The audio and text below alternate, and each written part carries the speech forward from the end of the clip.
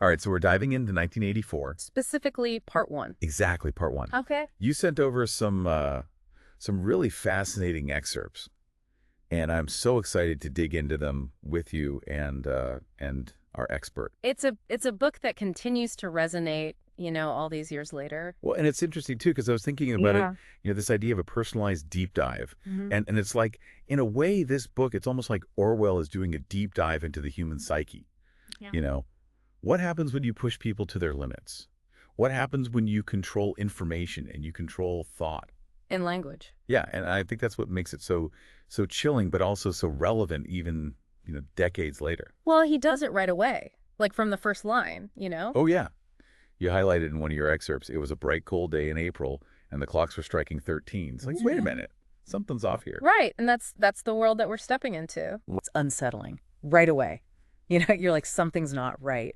And then he just layers on these details. The crumbling buildings, the telescreens everywhere, the ministries with these names that are completely the opposite of what they actually do. Yeah, the irony. It's like he's playing this mind game with the reader right from the start. Like, can you trust anything that you're seeing? Can you trust anything that you're hearing? And that's where the real, I guess, power of the book lies. It's in that uncertainty. And then you have this looming presence of Big Brother, right? It's like you can't escape him. You highlighted a passage where Winston describes seeing Big Brother's face plastered all over the city. Yeah, he's everywhere. And that image is so powerful. It's not just a leader. It's this icon, this symbol of the party's control. It's almost like a cult of personality. Very much so. Yeah, and you can see why Winston feels so trapped, right, from the very beginning. He's this kind of frail, physically weak character. He's constantly being watched, and everyone around him seems to have bought into the party's propaganda. Yeah, he's surrounded by people who are true believers. Except maybe for him, right? I mean, he's clearly struggling. Yeah, I mean, he's kind of the last holdout in a way. And one of the ways he's trying to hold on is through his diary, which is a thought crime in Oceania, right? Yeah, just the act of writing is an act of rebellion. You marks this passage where he describes it as the ultimate rebellion. Because in a world where your thoughts can be controlled, the act of writing them down becomes dangerous. It's like his only space for freedom is inside his own head. Exactly. And that's why the party is so intent on controlling thought. Because they know that if they can control what people think, they can control everything. And then you have this ritual, the 2 minutes hate.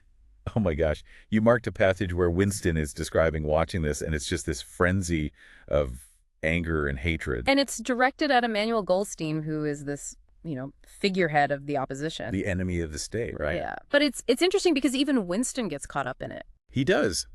Even though he knows it's all a show. He still feels this pull, this kind of visceral reaction. It's almost like a primal instinct. You even highlighted a passage where he describes feeling this weird attraction to O'Brien during the hate. Oh, yeah. O'Brien is fascinating because he's this inner party member. So Yeah. he's like high up in the hierarchy. Powerful figure, yeah. And Winston is drawn to him even though he should be afraid of him. Right. And it makes you wonder, what is it about O'Brien that draws Winston in? Is it a sense of rebellion? Or is it something else? It's like there's this undercurrent of something going on there that we don't quite understand yet. Yeah, and I think that's one of the things that makes 1984 so compelling. You're never quite sure who to trust or what's going to happen next. It's like you said, that uncertainty. Yeah. It keeps you on edge. And then there's this other thing that you highlighted, which is Winston's longing for the past. Right, he has these dreams. These vivid dreams about his family, about a time before the party. And they're so full of emotion. There's love, there's connection, there's this sense of a world that's lost. And it's a world that the party has tried to erase, They're constantly rewriting history. They're destroying evidence. They have this concept called doublethink, which you highlighted. Yeah, doublethink is the ability to hold two contradictory beliefs simultaneously and accept both as true. It's mind-blowing. Yeah. And scary. Because it's like, how can you even function like that? But that's the point, right? It's about shutting down your critical thinking. It's about surrendering to the party's version of reality. And they have this whole new language, newspeak, which is designed to limit thought. Yeah.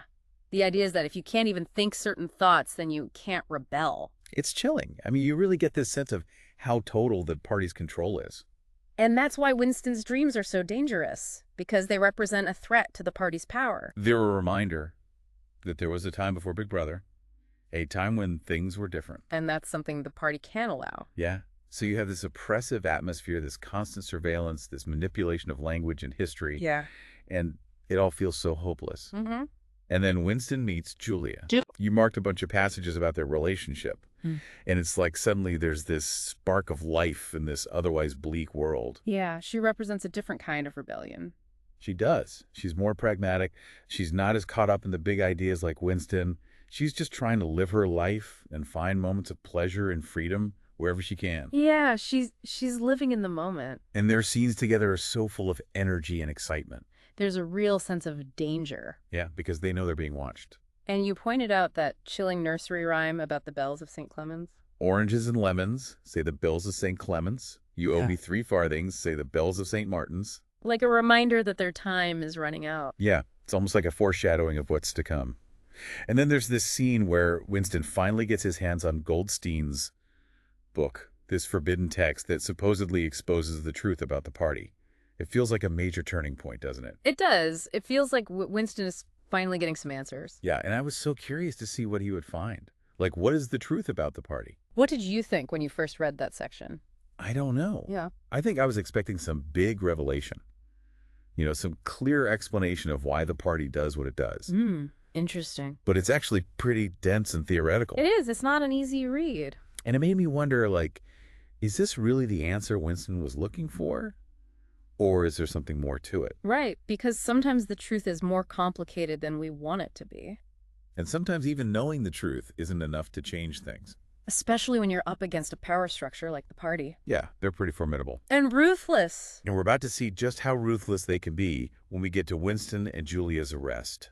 That's a scene that really stays with you. It does. I mean, the betrayal by Mr. Charrington, the realization that they were being watched the whole time, it's devastating. And it sets the stage for everything that follows. The torture, the re-education, the breaking down of Winston's spirit, it's all so horrific. And yet somehow I can't look away. That's the power of Orwell's writing. He forces us to confront the darkest aspects of human nature. And he makes us question our own beliefs, our own capacity for good and evil. And that's what makes 1984 such an important book. It's a warning. It's a challenge. It's a mirror that reflects back our own hopes and fears. And it's a story that will stay with us long after we finish reading it. Even if we wish it wouldn't. Even if we wish it wouldn't. I was hoping for some kind of like a roadmap. You know, some kind of like, okay, so this is how the party came to power. This is what they're really after. This is how to resist. And instead you get... Like I said, it's dense. It's theoretical. It's like reading a philosophy textbook. Which maybe that's the point, you know? Well, what do you mean? Well, like, maybe Orwell is saying that even the most well-intentioned ideologies can become just as oppressive as the ones they're trying to overthrow. I never thought about it that way. It's like the idea of rebellion itself can be corrupted. Yeah, and that's something we see in the real world too. Right. All the time. Groups that start out fighting for freedom, and then they become just as bad as the regimes they replaced. It's a cycle. It's scary. And it makes me think about what happens to Winston and Julia. Oh, yeah. You know, you highlighted that passage where they get arrested in Mr. Charrington's shop. Betrayal. It's like a punch to the gut. It's like all their hope just gets extinguished. And the way Orwell describes it, it's so sudden, so brutal. You know, they're just lying there in bed, and then bam, the thought police are bursting in. And that nursery rhyme. Oranges and lemons, say the bells of St. Clements. It's like a death knell. It's so creepy. And then the torture starts. Oh, My God. Yeah, those scenes in the Ministry of Love. They're hard to read. They are. But I think Orwell wants us to see the full horror of what's happening. He doesn't sugarcoat anything. No. He shows the physical pain, the psychological manipulation, the way they break Winston down piece by piece. And it's not just about making him obey Big Brother. It's about making him love Big Brother. That's the ultimate goal. To control not just his actions, but his thoughts, his feelings. It's like they want to erase his entire identity. And replace it with their own. And the scariest part is that they succeed. At least for a while. Yeah, you highlighted a passage where O'Brien says to Winston, "We shall squeeze you empty, and then we shall fill you with ourselves." It's chilling. It's like they're turning him into a puppet. And Room 101. Oh my God. That's where they really break him. The rats. That image is so visceral, so terrifying. I still get nightmares about it. Orwell is a master of using physical sensations to convey psychological terror. And that's where Winston betrays Julia. That's the ultimate betrayal. He begs them to torture her instead of him. It shows just how far the party will go to crush the human spirit. And how powerful fear can be. Fear can make you do things you never thought possible. But even after that betrayal, there's this part where Winston thinks to himself, they can't get inside you. They can make you say anything, but they can't make you believe it. They can't get inside you. There's still a flicker of hope there. A tiny spark of defiance. But is it enough? That's the question, isn't it? And I think that's what makes part one so compelling. It leaves us with this sense of uncertainty, of dread, of wondering what's going to happen next. And as we move into part two, those questions are only going to intensify. Because Winston's journey is far from over. Yeah, it's like the calm before the storm. You know, you think Winston's hit rock bottom. And then it gets even worse. But before we get there, I think it is important to step back and what did we learn from part one, you know? Yeah, because it's so dense. There's so much going on. It's like the foundation for everything that comes after. Right, like it sets up the world, the characters, the themes. It's like the whole idea of truth and power and freedom. And the way those things can be manipulated. And the way we as human beings are susceptible to that manipulation. Yeah, like you think about Winston's love for Julia. You know, in the beginning, it seems so pure. So real. So hopeful. And then the party just crushes it. In the most horrific way imaginable. It's like they're saying love is a weakness. And they exploit that weakness. And they use it to control Winston. You highlighted that passage where O'Brien says, we shall squeeze you empty, and then we shall fill you with ourselves. Yeah, it's like they're saying you're nothing but a vessel for our ideology. A puppet. And that's the ultimate goal of totalitarianism. Right, to erase the individual. Create a society where everyone thinks and feels the same way. And it's scary how effective they are. At least in the short term. Yeah, by the end of part one, Winston is a shell of his former self. He's betrayed Julia. He's embraced the party's ideology. He's even come to love Big Brother. But I think it's important to remember that this is just one stage of Winston's journey. Yeah, there's still so much more to come. And his transformation isn't necessarily permanent. Oh, so there's hope. There's always hope. Because I have to admit, I was feeling pretty pessimistic by the end of part one. I think that's a natural reaction. It's bleak. It's like Orwell is saying there's no escape. But I think there's another way to read it. How so? Well, think about that final thought Winston has before he's taken away. The one where he imagines dying while hating Big Brother. Yeah, that suggests that even in the face of overwhelming power, there's still a part of him that the party can't touch.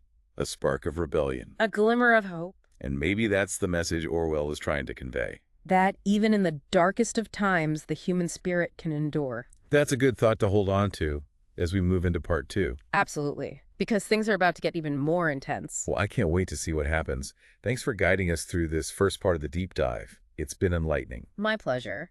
And remember, folks, as you're reading, pay attention to the details, the nuances, the way Orwell uses language to create this world. Because that's where the real power of this book lies. It's in the details. And in the questions it makes us ask about ourselves and the world around us. Keep those questions in mind as you read.